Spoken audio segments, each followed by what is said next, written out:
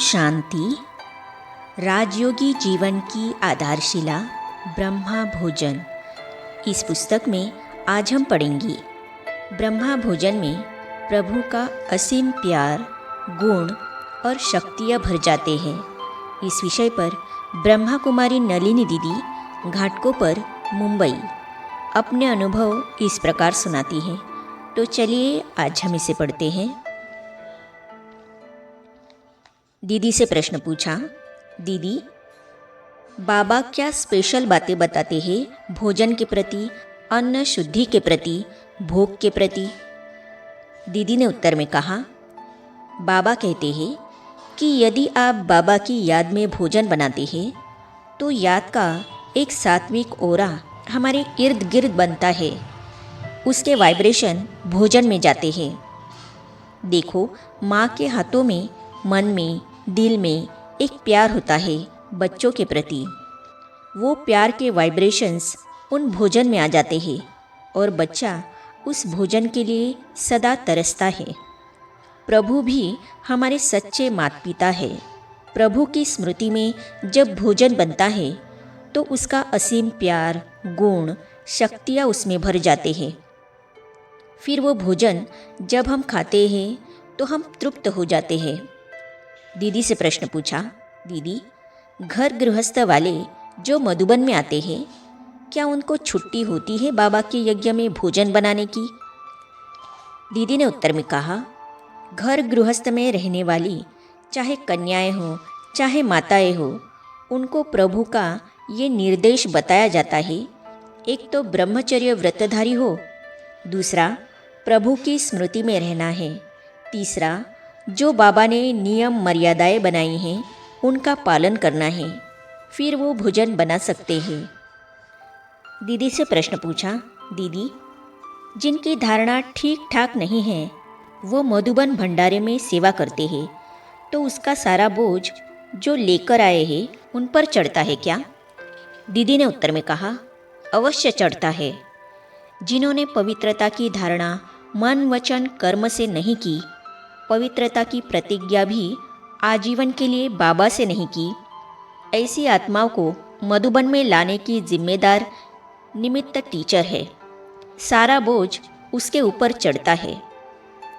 शास्त्रों में कहानी है कि एक इंद्रप्रस्थ की परी किसी मृत्युलोक के मानव को छिपा करके लाई तो दोनों पत्थर बन गए।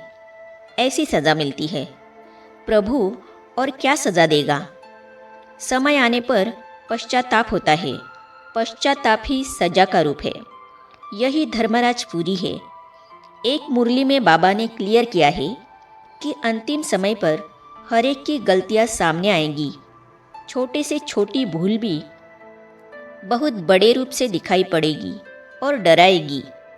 श्रीमत के विरुद्ध होने के कारण वो भूल इतनी बड़ी महसूस होगी कि आपको बार बार माफ़ी मांगने के लिए मजबूर करेगी। ऐसा लगेगा जैसे आप धर्मराज के सामने खड़े हैं। यही धर्मराज की सजा है। दीदी से प्रश्न पूछा, दीदी हम कैसे पहचाने कि अमुक आत्मा की धारणाएं पक्की है, यह भोजन बना सकती है या नहीं? दीदी ने उत्तर में कहा, उनके साथ हमारा जो वार्तालाप होता है, वो जो अपने बारे में बताता है उसको सच मानकर उसकी बातों पर भरोसा करते हुए, प्रभु के आगे यह बात रखते हुए, फिर हम उस व्यक्ति को प्रभु के यज्ञ में भोजन बनाने की सेवा में लेंगे। बाबा को कहेंगे, बाबा हम तो इनके अंदर को नहीं जानते, पर यह आत्मा इतने समय से पढ़ाई पढ़ रही है। इस आत्मा का दावा है कि मैं पवित्र रहती हूँ और दिखने में हमें ऐसा ही लग रहा है। अगर हम गलत हैं तो आप हमें क्षमा करना, क्योंकि हम तो अंतर्यामी नहीं हैं। बाबा आप अंतर्यामी हैं, जानी जानन हार है, ज्ञान सूर्य है। यज्ञ में यह भी अपना भाग्य बनावे, कुछ सेवा करे तो इसको बल मिलेगा। यज्ञ का हित सोच करके सेवा दे रही हूँ। हमारी यह भावना प्रभु तक पहुँचती है। प्रभु मदद करता है। दीदी से प्रश्न पूछा, दीदी बाबा के जो बच्चे भोजन बनाते हैं भोग लगाते हैं या भोग खिलाते हैं, भोग बांटते हैं, उनके प्रति बाबा के क्या निर्देश है?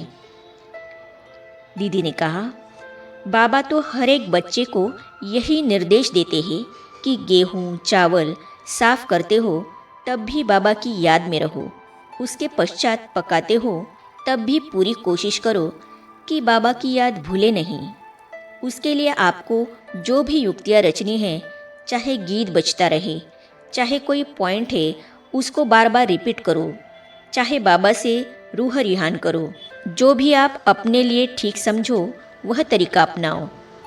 भले ही कोई अपने लौकिक घर में गृहस्थ के सदस्यों के लिए ही क्यों न बनाए, पर बाबा कहते हैं यही समझो कि मैं बाबा के लिए ब्रह्मा भोजन बना रही हूँ। यह भी एक युक्ति है कि बुद्धि में बाबा रहेगा। बाबा के लिए बनाते हैं तो बाबा की स्मृति बनी रहती है। फिर बाबा के पास भोग भी लगाओ।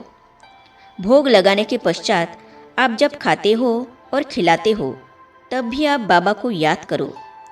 जब परोसते हो तब भी आप ये सोच के मत परोसो कि यह मेरा प्रिय है, यह मेरा अप्रिय है, ये ऐसा है, ये वैसा है। नहीं, ये बाबा का बच्चा है, मैं भी बाबा की बच्ची हूँ, इसका भी ब्रह्मा भोजन पर हक है, मेरा भी ब्रह्मा भोजन पर हक है। वह अपने हक से खा रहे हैं, मैं कोई उसके ऊपर उपकार नहीं करती हूँ। बिना प्यार के भोजन परोसेंगे तो वह अच्छा नहीं लगेगा। आप प्यार से हंसते हंसते किसी को भोजन खिलाते हो तो भोजन खाकर वह संतुष्ट हो जाएगा। ऐसे मैनर्स बाबा हमको सिखलाता है। किसान ने मेहनत की, वह अनाज दुकान में गया, दुकान से हम लेके आए, इन सबको दुआएं पहुंचती है। हालांकि वह नहीं जानता, लेकिन हमारी दुआएं पहुंचती है। जो भी उनको कष्ट हुआ होगा वो कष्ट कम होगा। यह सब कराने वाला बाबा है, हम नहीं करते हैं। हम सिर्फ इतना करते हैं कि उसके श्रीमत का पालन करते हैं। आगे दीदी से प्रश्न पूछा, दीदी स्वादिष्ट भोजन से क्या तात्पर्य है? उत्तर में दीदी ने जो कहा इसे हम पढ़ेंगे अगली कड़ी में। तो ये जानने और पढ़ने के लिए इस चैनल को सब्सक्राइब करने के साथ ही साइड में जो बेल आइकॉन है उसे भी क्लिक कीजिए, ताकि आने वाली सभी वीडियो और अब तक की सारी वीडियो आप तक पहुंचती रहेगी। ओम शांति।